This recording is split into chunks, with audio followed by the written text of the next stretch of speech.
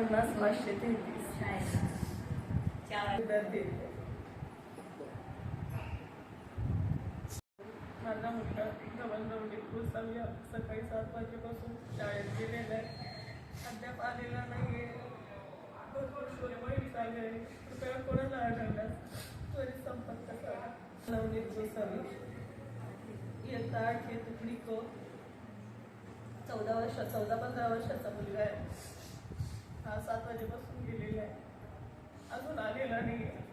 कोणाला आढळल्यास कृपया संपर्क नंबर आहे 750 721 68.